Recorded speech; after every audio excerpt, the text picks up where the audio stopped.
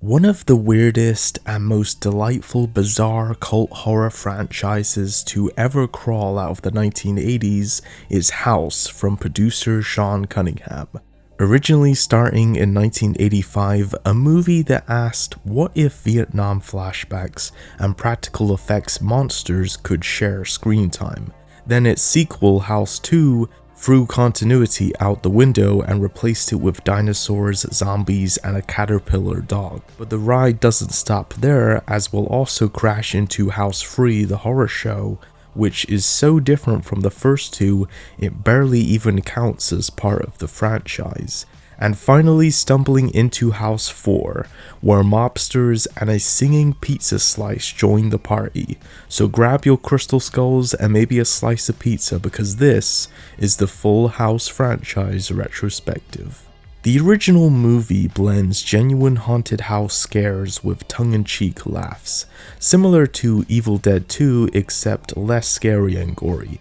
William Katt stars as author Roger Cobb, who retreats to his late aunt's home after her suicide and the mysterious disappearance of his son. Throw in some Vietnam War flashbacks, slapstick spookiness, and a comic relief neighbor played by the late George Wendt, and you've got yourself a pretty fun cult horror comedy. The film was directed by Steve Miner, best known for directing Friday the 13th Parts 2 and 3. It was shot on New World Pictures stages in California, including the elaborate soundstage sets for the house and jungle flashbacks. Miner wanted to stretch beyond the slasher tropes, and Fred Decker originally drafted the story as a more straightforward horror script, similar to something like the Amityville Horror.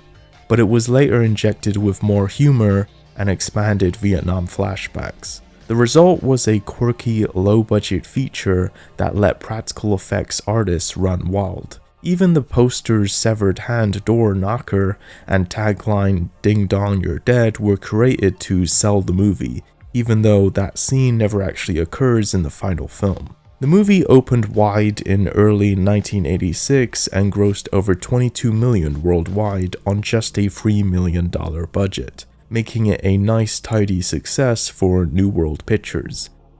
Then came House 2, the second story in 1987, which is almost an entirely different movie. It ditches the war drama aspect of the first film in favor of full-on fantasy comedy. Ethan Wiley, who co-wrote the first film, wrote and directed this installment, purposely treating it as a new chapter in an anthology. We meet young couple Jesse and Kate, who inherit Jesse's childhood mansion, but when Jesse unearths a mystical crystal skull, he reanimates his great-grandpa Gramps, who comes back from the dead in zombie form. And every locked door becomes a time portal. One door leads to the Jurassic era, another to an Aztec temple, and another to the Wild West.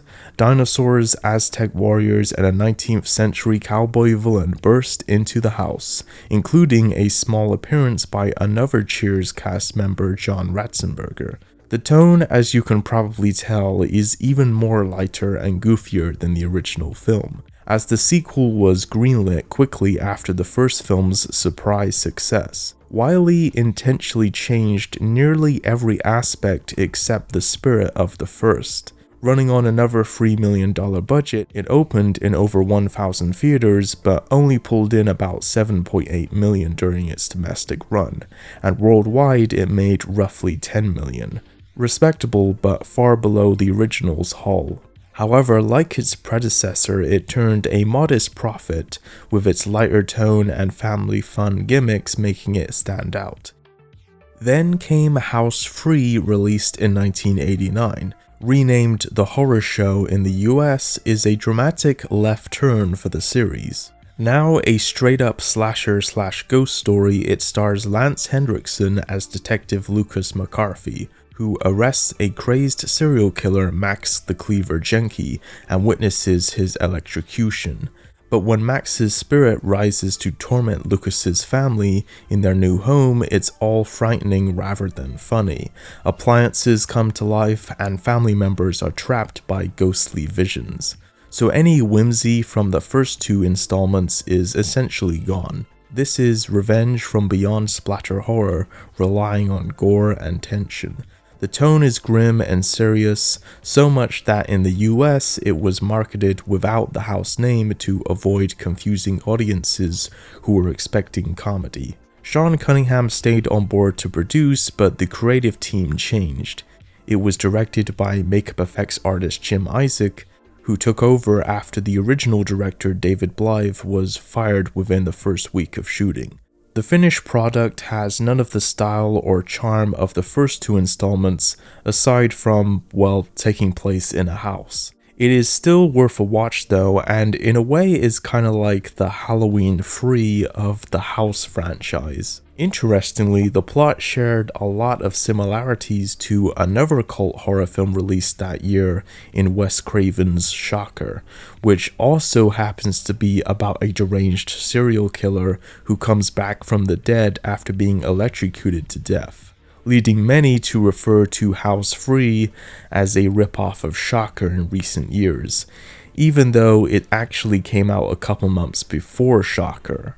Box office wise, the horror show was really only given a limited theatrical release, and sadly it was a flop, earning only $1.7 million total, leading the final entry of the franchise, House 4, to be made direct-to-video in 1992.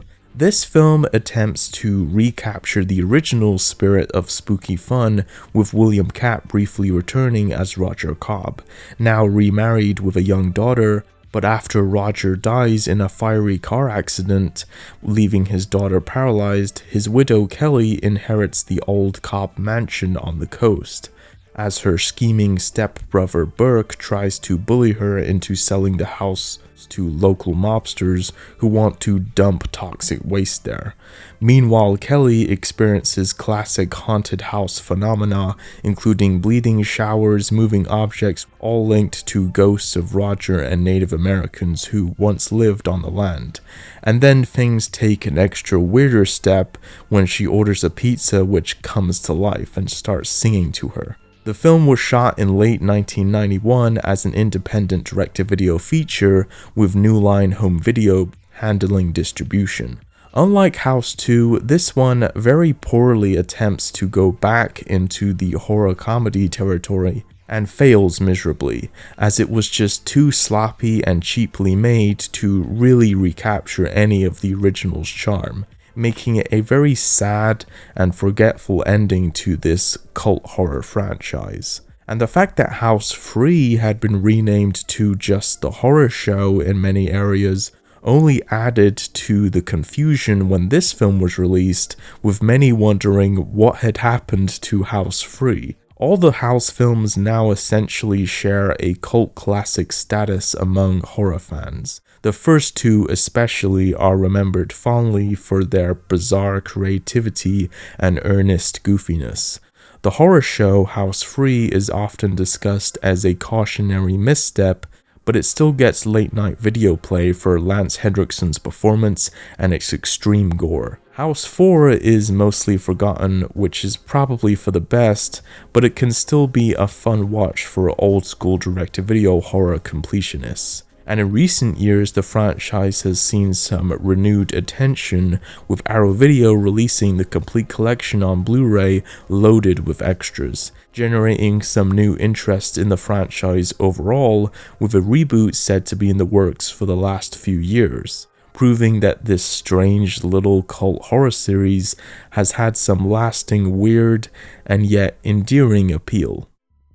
Thanks for watching this retrospective video. Be sure to subscribe for more videos. Until next time, be sure to consume as much entertainment as humanly possible, and I'll see you in the next video.